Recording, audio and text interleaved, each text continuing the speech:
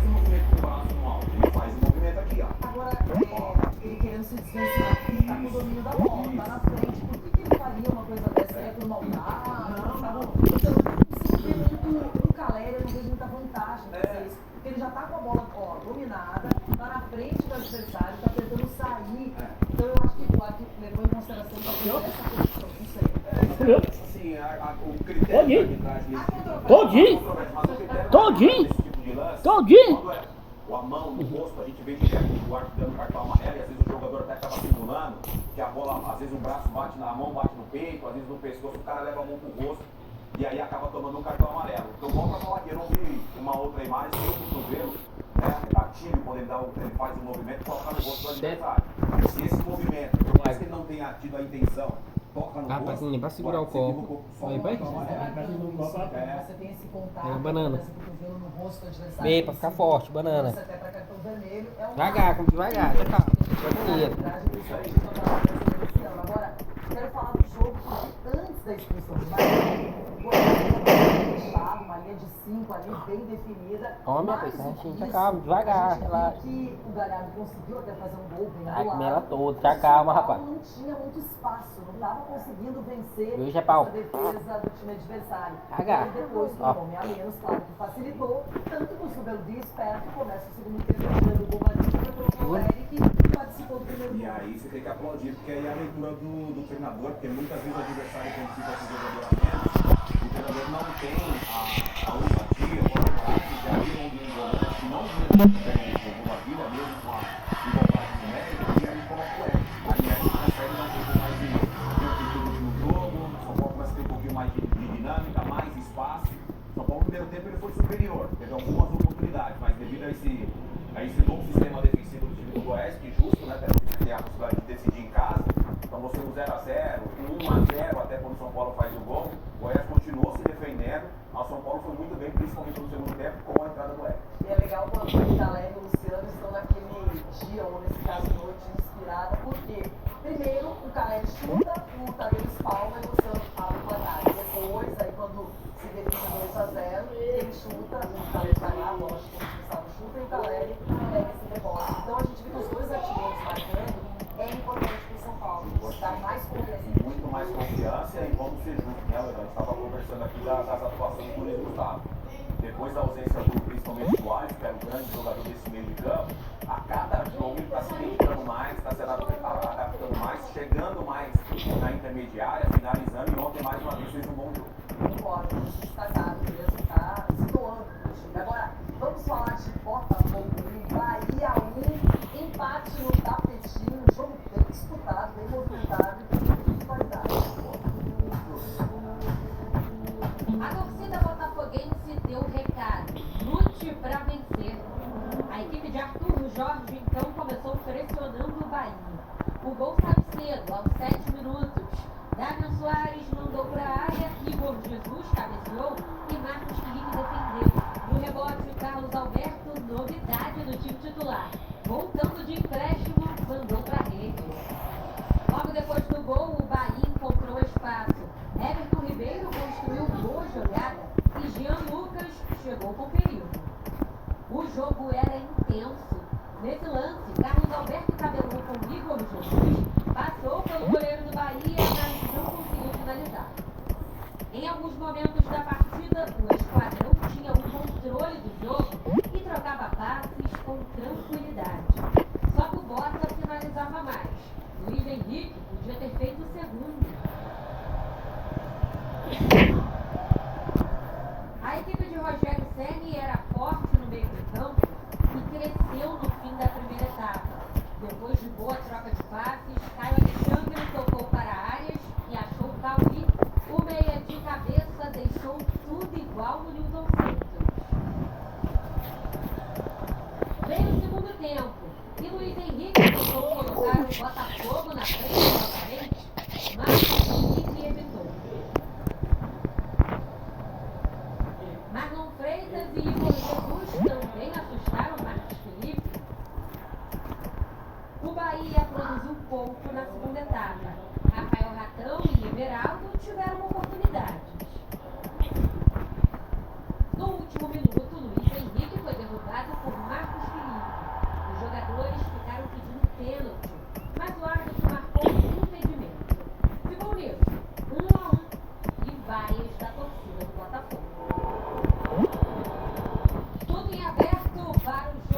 volta das oitavas de final da Copa do Brasil. Em busca de uma vaga nas quartas, as duas equipes se enfrentam na próxima semana na Arena Fonte Nova, em Salvador. Este resultado nada define para aquilo que é a qualificação. Um jogo difícil, frente a uma boa equipa, onde o resultado acaba por ter estar passa aquilo que também quer. Portanto, uma eliminatória que sabíamos que não vai ser equilibrada, uma eliminatória que sabíamos que ia ser difícil para as duas equipas e pronto, isso é que ficará em aberto para se poder resolver no Bahia na próxima semana. Pronto, Boia, nós sabemos que em função da evolução do resultado podemos estar mais ou menos satisfeitos. Compete-nos a nós dar o mesmo para podermos ser mais vezes saudáveis e aproximar nós. Resultado muito bom. Nós sabíamos que seria um jogo difícil aqui na casa deles. Agora é trabalhar e ver o que nós podemos melhorar para não sofrermos tanto, não sofrermos no final do jogo. E o gramado, para mim, é melhor jogar num gramado sintético como esse, para nós, no nosso futebol, do que jogar num gramado lá nós nem conseguiríamos fazer um jogo como esse. Aquela crítica bem ostensiva, porque realmente o Bahia tem colecionado resultados ruins, por exemplo, perdeu pro Corinthians, pro Cuiabá e empatou com o Inter na sua casa, e o gramado com certeza influencia, porque deixa um jogo mais truncado. O Bahia tem um meio de campo que se desenvolve, tem qualidade, o Paulinho era inteiro, né? Então, quando vai jogar um gramado sintético, a gente imaginaria que seria pior. E pro Bahia, ele ganhou do Atlético Paranaense fora de casa, fez um ótimo jogo ontem contra o Botafogo. Detalhes, né, Bebê? Detalhes que acabam fazendo a diferença para um time que é técnico. O time do Bahia, principalmente, o Botafogo também. É um time muito técnico, mas eu acho que tem algumas outras qualidades. Tanto é que o Luiz Henrique é um jogador importantíssimo nesse sistema tático do Botafogo. O meio de campo do Botafogo também é um meio de campo criativo. Agora, quando você olha para o time do Bahia, principalmente nesse setor do meio de campo, ele é um time que tem velocidade, é um time de construção, de inteligência. Quando você joga num campo que não tem a qualidade ideal, dificulta para o time ter um pouco mais de argumentos técnicos dentro desse setor do meio de campo, que é o caso do Bahia.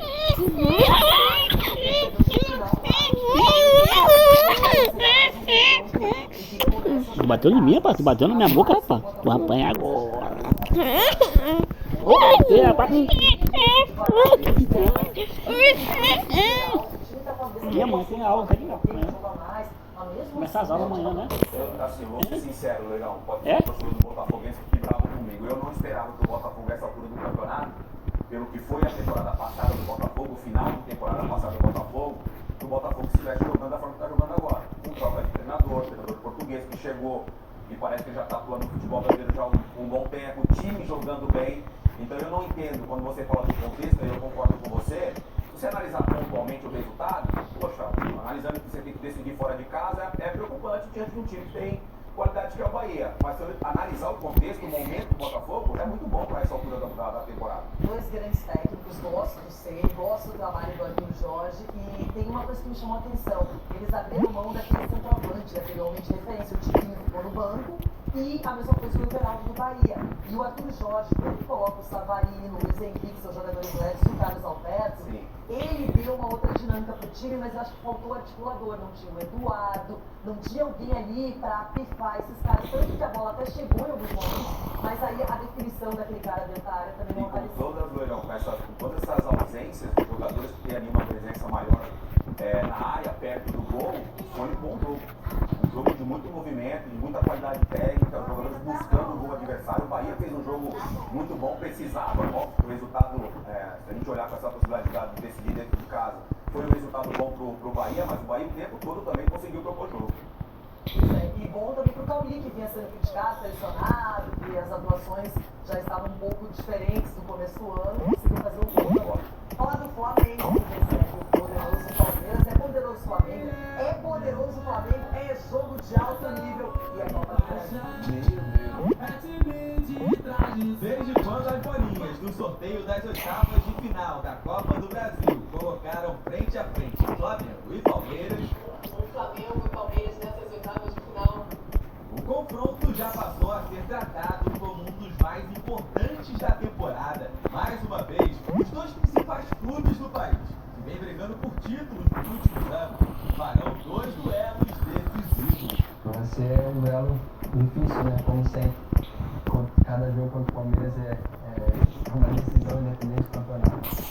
Então, aquela questão da qualidade do adversário. Pode ser uma arma importante. Com 28 gols, o atacante é o artilheiro do futebol mundial em 2024. No último encontro entre os dois times de Maracanã, ele fez 2 na vitória por 3-0. Aliás, o Flamengo tem sido diante do Palmeiras jogando em casa.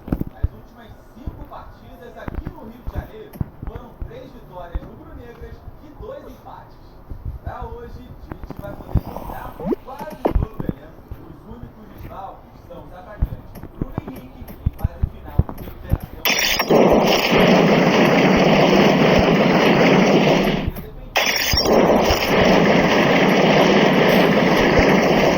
De Aquiles volta.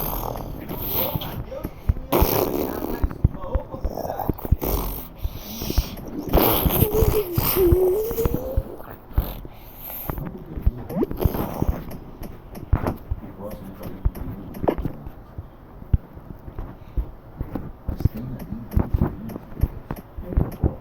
Provável Flamengo. Matheus Cunha no gol, Varela, Fabrício Bruno, Léo Pereira e Ayrton Lucas formando a defesa, Eric Pulgar, De La Cruz e Arrascaeta no meio de campo, no ataque, Gerson, Everton Cebolinha e Pedro. Bom, aqui temos aquela famosa prévia, e é prévia mesmo, porque não tem nada garantido, ainda mais com a qualidade do Flamengo. Agora o Tite deve levar a campo, isso é confirmado, porque na coletiva ele disse que o Matheus Cunha era o goleiro da Copa do Brasil, então ok. Mas olha só, Varela, o Léo Pereira e o Fabrício Bruno foram preservados no jogo do final de semana. O Ayrton na esquerda, tem também aqui o Vinha, né, uma outra opção, mas o Pulgar, o De La Cruz, o Arrascaeta no meio, que aqui a gente sabe que funciona muito bem essa engrenagem. E aí na frente o Gerson, o Everton Cebolinha e o Pedro. Confronto de meio de campo, a gente está falando agora de Botafogo e Bahia, o confronto de meio de campo de Palmeiras e também Flamengo, um confronto interessante da gente acompanhar. Um time muito bom, não acho que vai mudar a linha de defesa. Eu acho que essa é a linha de defesa, um time muito coerente com as suas escolhas, e no meio de campo para frente é um time que muda muito de direção, muito inteligente na criação. O Palmeiras, se não ficar ligado, vai ter dificuldade. Agora o Bruno Henrique não vai estar disponível, o que é uma pena para o Tite, né? Que seria um nome interessante, uma alternativa, mas aqui o time é muito sólido. Muito bom. E alguns jogadores como o Arrascaeta e o Pedro passam por um momento excepcional. Eles foram decisivos, o Arrascaeta fazendo gol com assistência, Pedro gol. Então, o Pedro já tem 28 gols até agora na temporada.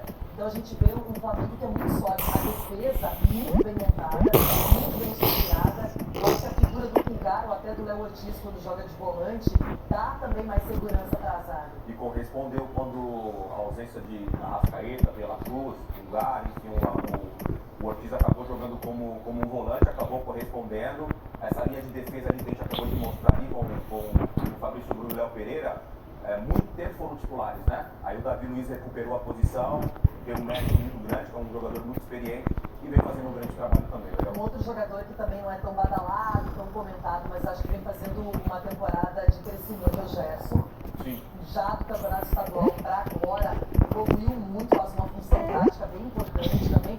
Então o Tite, ele não dá aquele espetáculo de goleadas, mas ele conseguindo resultados importantes e às vezes o torcedor fica chateado, vai porque essa questão da técnica, o Flamengo tem qualidade, o Flamengo tem para isso, não está aos olhos do torcedor bastando só vencer os jogos, somar só os 3 pontos. Precisa dar espetáculo, isso está cobrando em relação ao trabalho do Tite. Bom, já vamos falar do lado palmeirense da história, aqui, pra gente daqui a pouquinho continuar o assunto do Copa do Brasil, projetar esses duelos de hoje. Mas vem comigo, hein, gente? Olha só. Na sua carreira, faça graduação online com qualidade na PUC do Rio Grande do Sul. A PUC-RS é a melhor universidade privada do Brasil e agora está ao seu alcance no seu tempo. Com a graduação online, você estuda de onde estiver, como quiser e com os melhores professores do mercado. São 10 opções